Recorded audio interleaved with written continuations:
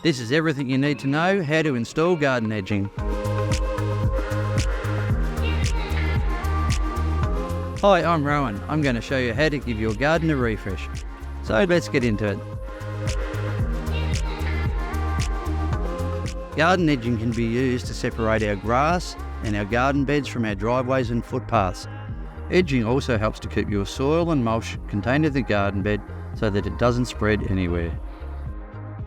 You can choose to have a straight, curved or wavy design, and while edging can be added to an existing garden like this one, you can also use it to help define your garden design layout on a bare plot prior to planting. There are many types to choose from, made from various materials catering to different styles. You can choose metal, timber, plastic, or over here we have the recycled rubber. Some come in sections of pre-cut length, whereas other products will require you to roll out the product and cut it to length.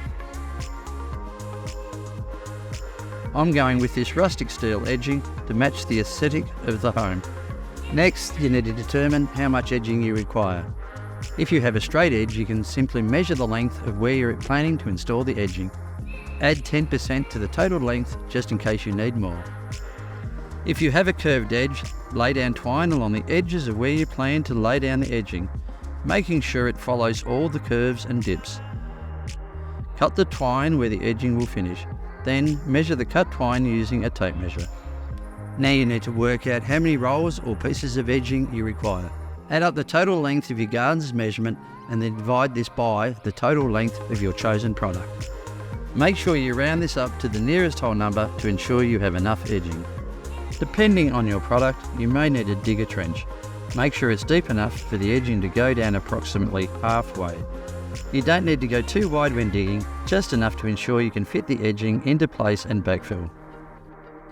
With this particular edging, place the edging onto the ground and using a timber offcut and a mallet, slightly hammer this down.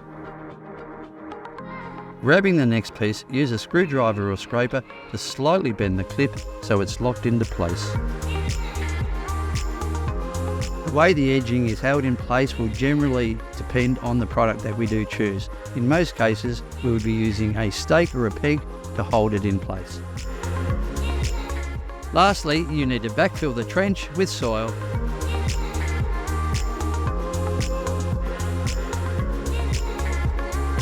And there you have it, the key steps to installing garden edging in your garden.